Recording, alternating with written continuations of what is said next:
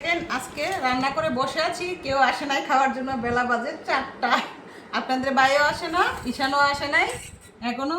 তো এখন মা আর মেয়ে খেয়ে নেবো। তো আজকে আলু ভাজি করছি, আজকে তো নিরামিষ রান্না।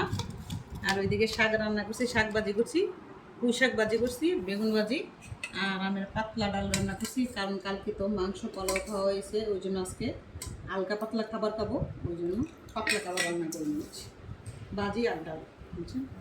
আসেন আমরা কী খাই দেখাই। একটা শুকনো লঙ্কা নিয়েছি, কালকে তো একাদশী, ওই জন্য। তা আমাদের বাসায় একাদশী আসলে 2 দিন 3 দিন নিরামিষ খাওয়া হয়। আমি যেহেতু একাদশী করি,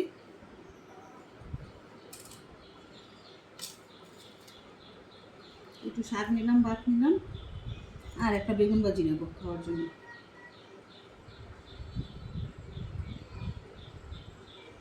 চিন্তা করে খাই কী নেব। তো আজকে কী দিয়ে খাই তো আপনাদের সাথে শেয়ার করি। প্রথম শাক দিয়ে নিলাম খাওয়ার জন্য। আর কে কে আমার ভিডিও দেখতে পছন্দ করেন, দুপুরের খাবার দাবার, একটু সবাই কমেন্ট করবেন, ভালো লাগলে লাইক শেয়ার করবেন। আর সবাই আমাকে একটা মনে অনেক কষ্ট হয়, তো কষ্ট করে ভিডিও বানাই, সবাই আমাকে আনফলো করে দেয়। প্লিজ সবাই একটু আমার পাশে থাকবে।